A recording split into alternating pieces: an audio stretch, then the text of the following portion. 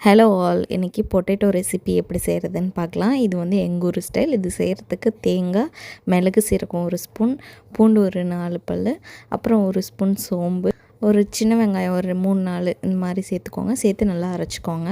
இப்போ அது தாளிக்கிறதுக்கு எண்ணெய் ஊற்றி கடுகு போட்டு கருவேப்பிலை போட்டுட்டு சின்ன வெங்காயத்தை நீளமாக கட் பண்ணி சேர்த்துக்கோங்க. வெங்காயம் வதங்கின அப்புறம் ஒரே ஒரு தக்காளி இந்த மாதிரி கட் பண்ணி சேர்த்துட்டு டிஷ்ஷுக்கு தேவையான உப்பு சேர்த்து அதையும் நல்லா வதக்கிட்டு அரைச்ச தேங்காயையும் தண்ணியும் சேர்த்துக்கோங்க. தேவையான அளவுக்கு மிளகாத்தூள் சேர்த்து நல்லா வதக்கி மூடி வச்சு எண்ணெய் பிரிஞ்சு வரும். இந்த சமயத்தில் வந்துட்டு உருளைக்கிழங்கு பருப்போடு வேக வச்சுருக்கு இந்த மாதிரி.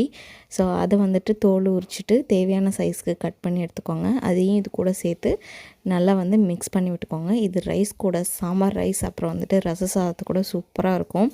இது நல்லா மிக்ஸ் பண்ணி விடணும். பச்சை ஸ்மெல் இருக்கும். ஸோ லைட்டாக மூடி வச்சு மிக்ஸ் பண்ணி விட்டோம் அப்படின்னா இதுலேருந்து எண்ணெய் பிரிஞ்சு வரும். அவ்வளோதான், இந்த ரெசிபி ரெடி ஆகிடுச்சு. இது வந்து தஞ்சாவூர் ஸ்டைல். இது எங்கள் அத்தையோட ரெசிபி. எங்கள் ஊர் சைடு விசேஷம்னா இதுதான். ஸோ ட்ரை பண்ணி பாருங்கள். எப்படி இருக்குன்னு கமெண்ட் சொல்லுங்கள். தேங்க்யூ.